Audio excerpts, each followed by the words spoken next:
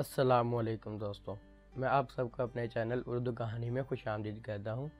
امید کرتا ہوں آپ سب خیریت سے ہوں گے۔ دوستوں، ہم اپنے چینل میں بہت سی دلچسپ کہانیاں اور مزاحیہ قصے لے کر آتے ہیں، تو اگر آپ نے ابھی تک ہمارا چینل سبسکرائب نہیں کیا تو بہت جلد اس کو سبسکرائب کریں اور بیل کے آئیکن کو دبائیں۔ دوستوں، آج کی ہماری مزاحیہ کہانی کا نام ہے عقل مند مرغا۔ کہتے ہیں کسی زمانے میں ایک سوداگر تھا اور بڑا مالدار بھی تھا۔ وہ مختلف جانوروں کی بولیاں بھی اچھی طرح سمجھتا تھا۔ ایک دن اس نے اپنے مویشی خانے میں گدھے اور بیل کو آپس میں باتیں کرتے سنا۔ بیل گدھے سے کہہ رہا تھا، تم خوش قسمت ہو، جبکہ میں سارا دن ہل چلاتا ہوں اور تم مزے سے رہتے ہو۔ گدھے نے کہا، میرا کہا مانو تو تم بھی آرام پاؤ گے۔ کل کام کے وقت بیمار پڑ جانا تو مالک تم سے کام نہیں لیں گے۔ بیل نے خوش ہو کر تجویز پر پورا عمل کرنے کا یقین دلایا۔ سوداگر نے ان کی باتیں سن لی مگر خاموش رہا۔ اگلے دن جب ملازم نے بیل کے بیمار ہونے کی اطلاع دی تو سوداگر مسکرا دیا اور کہا کہ گدھے کو لے جاؤ۔ نوکر گدھے کو لے گیا اور شام تک کام لیا۔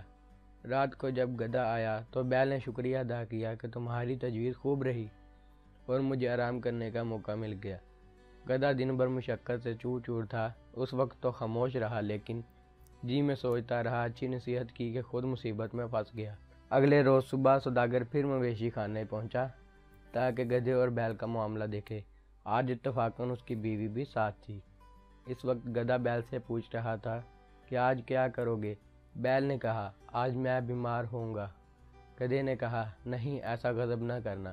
مالک کہہ رہا تھا کہ اگر بیل تندرست نہ ہوا تو اس کو ذبح کر دیا جائے گا، اس لیے بہتر یہی ہے کہ آج کام پہ چلے جاؤ ورنہ جان کو خطرہ ہے۔ سوداگر یہ سن کر ہنس پڑا۔ اس کی بیوی نے حیران ہو کر پوچھا، آپ کیوں ہنسے؟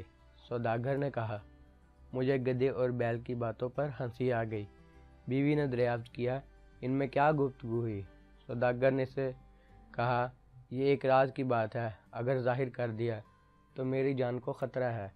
بیوی اصرار کرنے لگی اور کہا، تم بہانے بناتے ہو، یہ درست بات نہیں بات نہیں بتائی تو میں اپنے آپ کو قتل کر لوں گی۔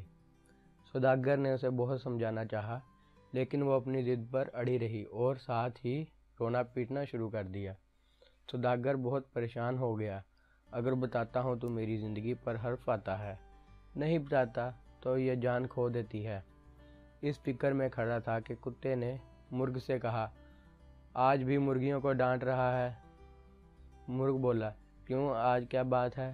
کتے نے کہا، آج ہماری مالکہ مالک سے ایسے راز دریافت کرنے پر اصرار کر رہی ہے، اگر بتا دیا تو مالک کی جان کو خطرہ ہے، اگر نہ بتایا تو مالکہ جان دینے کے لیے تیار ہے۔